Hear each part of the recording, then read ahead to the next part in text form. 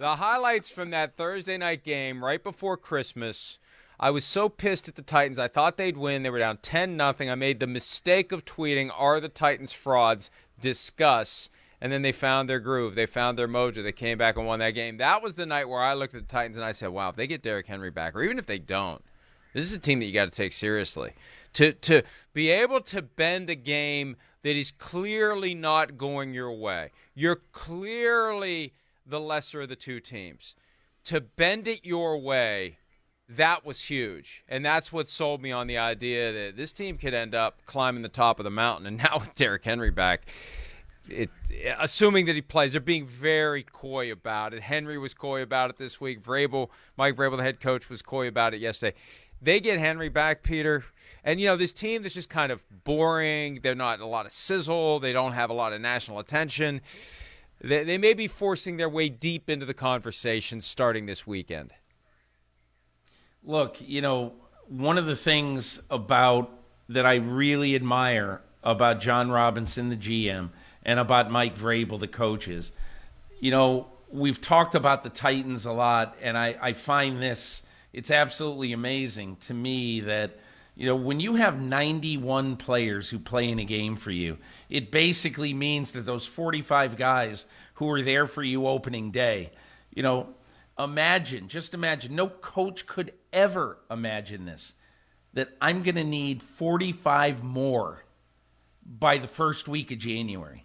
It's totally insane. But the one thing, and I'm just going to give you this as a tangible example of why I strongly considered John Robinson for my Executive of the Year this year. And it's because if you look at the two guys who came in, the two absolutely totally unknown guys, Foreman and Hilliard, who came in for Derrick Henry in the last half of this season. Think about this. They rushed for 916 yards and 4.8 yards a carry. Okay, and they did this while there was being some injuries and some COVID on the offensive line. And it just tells you that this is a team that is not solely reliant on one player. And it'll be great to get Derrick Henry back.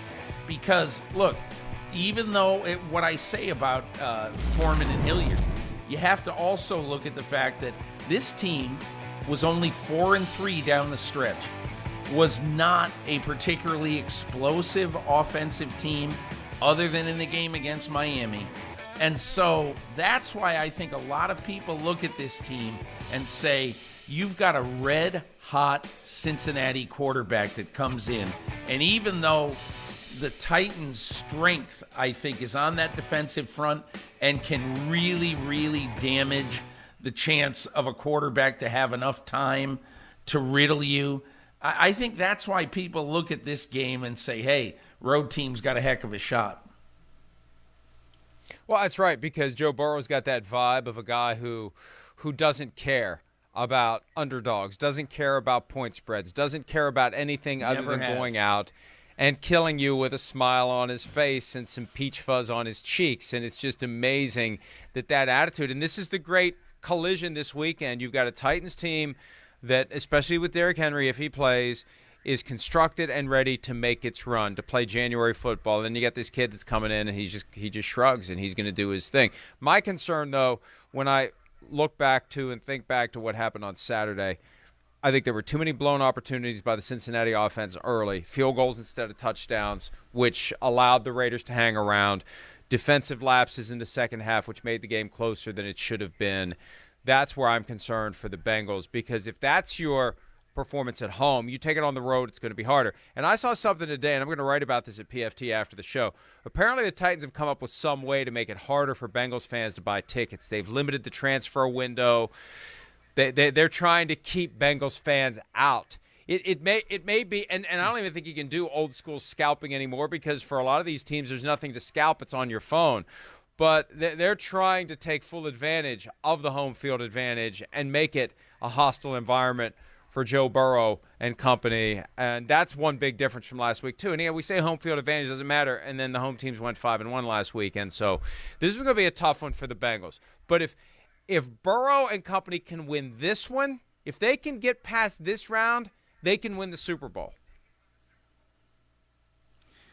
I mean, look, to win, I'll just say this, that, I understand that people look at this game like the Bengals have a real chance to win the game. I get it. And I think they have a chance to win the game.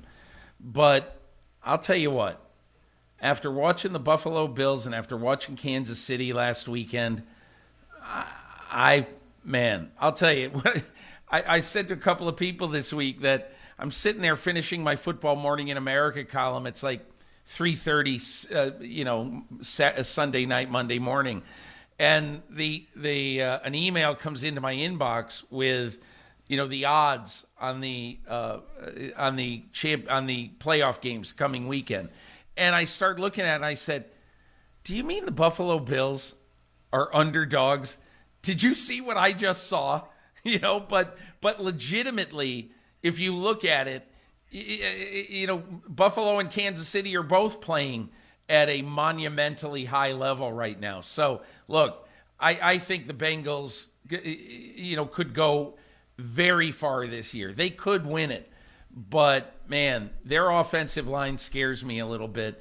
And I think at some point, Burrow is going to face so much pressure that even he can't overcome it when he's got to score in the 30s to win. Bad news defensively. We've talked previously this week about the Larry Ogunjobi injury. He won't be playing for the rest of the postseason. Trey Hendrickson, though, who has been one of the great free agent signings of the year, free agent signings of the past decade, I think set a team record in sacks this year. He cleared concussion protocol, and he will play, and they will need him chasing around Ryan Tannehill if that Bengals defense wants to make some noise. Hi, I'm Mike Tirico, and thanks for watching. Make sure to hit subscribe for the latest news and highlights from NBC Sports.